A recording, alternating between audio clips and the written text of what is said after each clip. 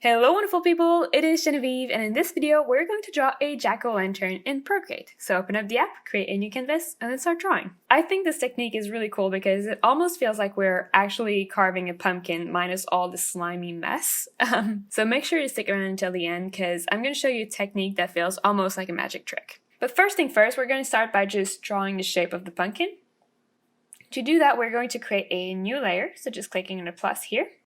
And you're going to make sure that you have a dark background for this. So I just picked like a very dark blue-purple color, almost black. So go ahead and do that, create a new layer.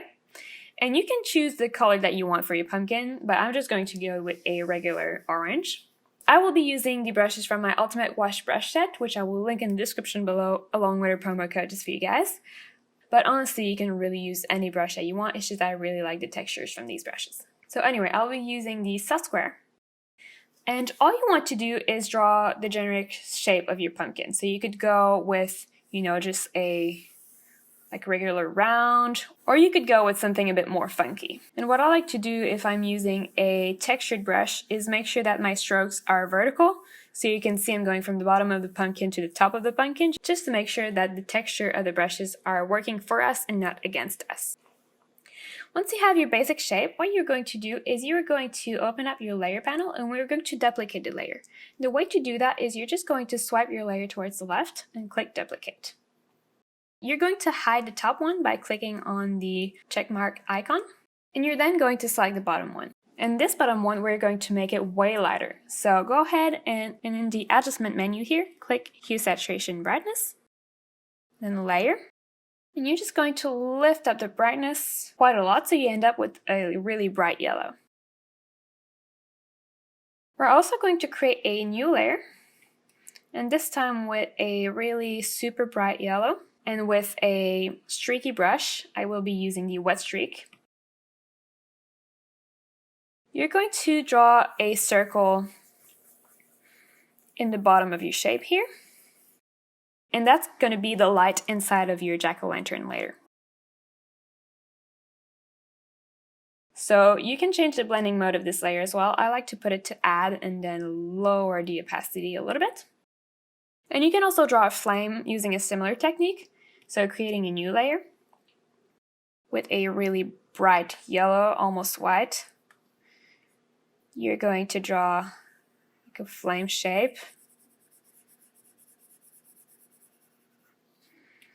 that you're going to put the blending mode of to add.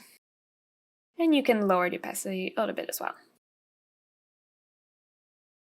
That flame is totally optional. What is important is that you actually have some lights. You can also duplicate this light layer, and using the arrow tool you can change the size so it feels like you have, multiple rings of lights.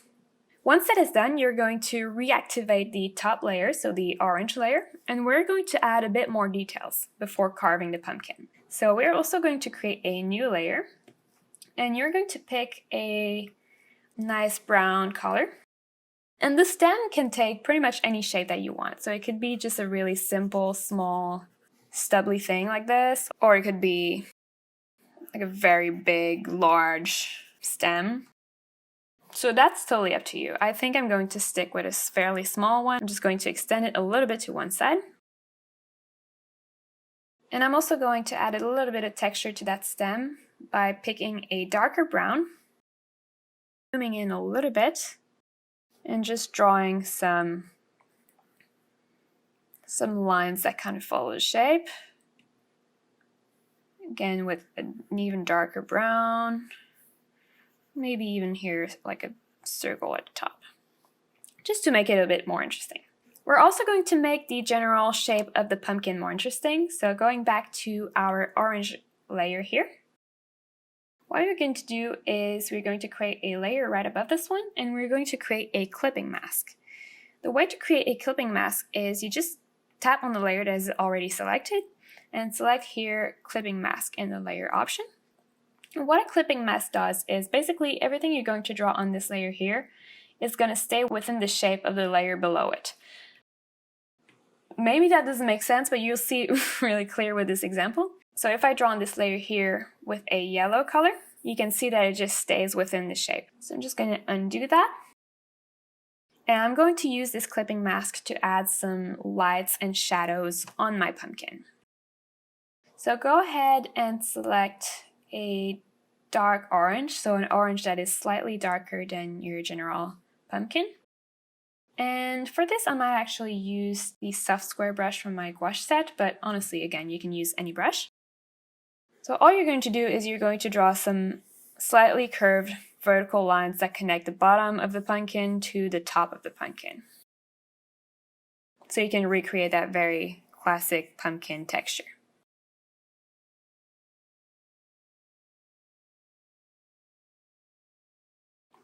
And you can change the blending mode of this layer as well. So clicking on the N, you could go, for example, to multiply maybe, and then lower the opacity. But that's optional.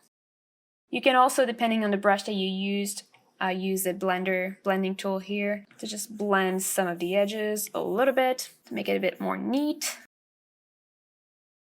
Just like that. So we're going to do that again, but this time we're going to add some lights. So go ahead and create a new layer again, clicking on the plus, and tapping on that layer, you're going to select clipping mask. This time we're going to select a nice bright yellow color. And again, any brush that you like, I will stay with my soft square.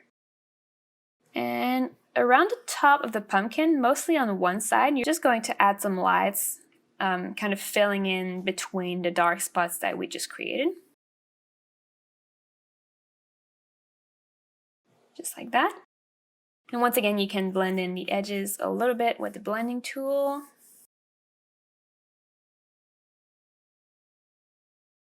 And you can also play with the blending mode, so clicking on N here. This time you might want to use add and lower the opacity, or maybe overlay. So you can definitely play with that. One last thing we have to do before carving the pumpkin is adding some shadows on the bottom part. So going to your main pumpkin layer here, so the main orange layer, you're going to use the selection tool set to freehand. And you're going to make some sort of a wobbly selection on the bottom and on the right side of the pumpkin. And you're going to select this feather option here and set the amount around 30%, somewhere between 30 and 40 actually. And going to the adjustment panel, back to hue, saturation, brightness, total the entire layer, you're going to lower the brightness, and you can see that it just creates a gradient on your shape. And you can play with the hue as well if you want, and maybe the saturation. But the most important thing is just that you lower the brightness to create, as you can see, a shadow on the bottom of your pumpkin. So now that this is done, we are ready to actually carve the pumpkin. And that is such a fun part because you can really do whatever you want and it is super easy. The way to do it is you're going to create a mask on this main pumpkin layer.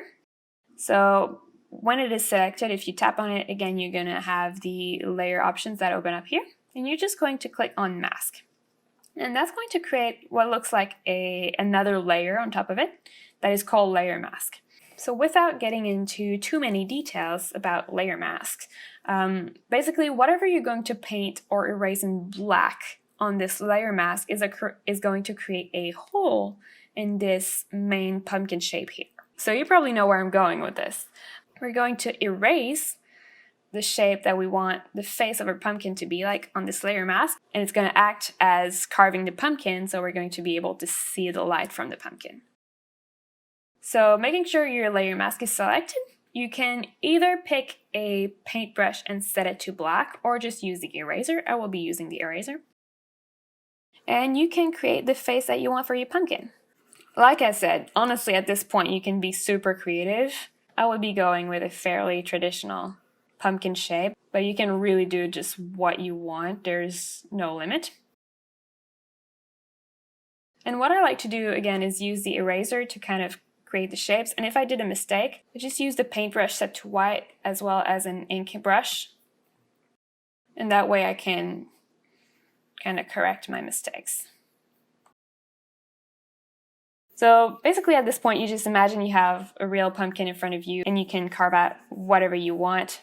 It could be a face, but it could also be, whatever you want. It could be like words. There's really no limit. So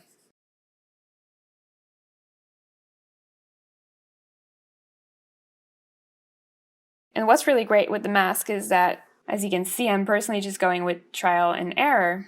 So you can really just experiment without having to worry that you will be losing any of the artwork that we did. So once you have a face or a shape that you're happy with, that is a bit weird, but I kind of like it. The last step we have to do is add some thickness, because the pumpkin itself would be thick. If we cut it, we would see it. So you're going to create a new layer right below the main pumpkin shape here. So create a new layer. And this one is going to be a really bright yellow. And we're going to go back to the brush that you use for most of the artwork. So in my case, the soft square brush. And you're just going to add thickness on some parts of your pumpkin that you carved out. So often it's going to be the bottom of the mouth and then kind of the top of the eyes and somewhere on the top of the nose. And if you have teeth in the mouth as well, you might have some lines like this. So something very simple, but it makes a big difference in making it feel just more realistic. So there you go. This is a really fun but super simple technique that allows you to create and paint jack-o'-lanterns in Procreate. And I always love to see what you guys create. So if you do use this tutorial, make sure to share the results with me either on Facebook, Instagram, or Twitter. And if you liked the video, don't forget to give it a thumbs up because it really does help the channel. And last but not least, don't forget to subscribe because I put out new videos every week.